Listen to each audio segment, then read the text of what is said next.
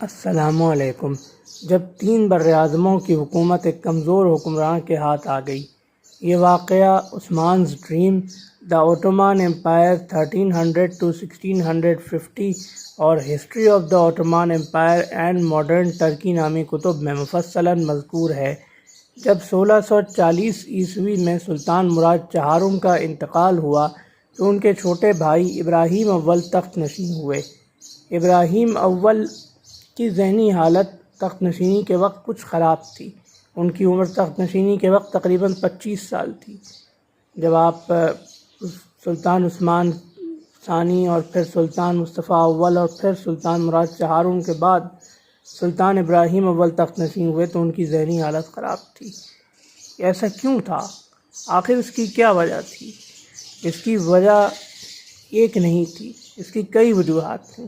پہلی وجہ یہ تھی کہ صرف 8 سال کی عمر سے ہی قصص کے قانون کے تحت آپ کو محل میں نظر بند رکھا گیا اور 17 سال کے طویل عرصے تک آپ قصص میں نظر بند رہے، آپ محل میں نظر بند رہے۔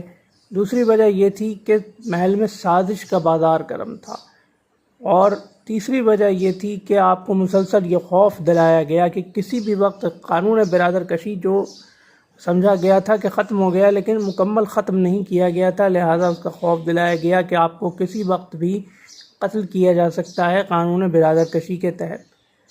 یہ 3 باتیں مل کر سلطان ابراہیم اول کی ذہنی حالت پر اثر انداز ہوئیں، اور جب آپ تخت نشین ہوئے تو محض 25 سال کی عمر میں آپ کی ذہنی حالت انتہائی خراب ہو چکی تھی۔ اس کے باوجود جب ینیچریوں نے آپ کو تخت پر بٹھایا، آپ کا دور سلطنت شروع ہوا۔ آپ کا دور سلطنت کل 8 سال تھا، سن 1640 سے 1648 عیسوی تک۔ آپ کے دور سلطنت میں چونکہ آپ کی ظاہر ہے کہ ذہنی حالت خراب تھی اور آپ کے سلطنت کا سارا کاروبار ینیچری اور امراء ہی چلا رہے تھے، لہذا اور سلطان کی چونکہ سلطنت سے امور سلطنت سے بے تعلقی اور بے توجہی سب پر واضح تھی، لہذا امراء اور ینیچری اپنی مرضی کے مطابق سلطنت کا نظام چلا رہے تھے، جس سے انتشار پھیلا، بدامنی میں اضافہ ہوا، اور بالآخر سن 1648 عیسوی میں سلطان ابراہیم اول کو معزول کیا گیا اور شہید کر دیا گیا۔ یہ تھا سلطان ابراہیم اول کے تخت پر بیٹھنے، اور اس سے پہلے ان کی ذہنی حالت، قفس میں طویل نظر بندی، اور پھر بالآخر ان کے تخت پر بیٹھنے کے بعد صرف 8 سال کے اندر ان کے معزولی اور قتل کا مفصل واقعہ۔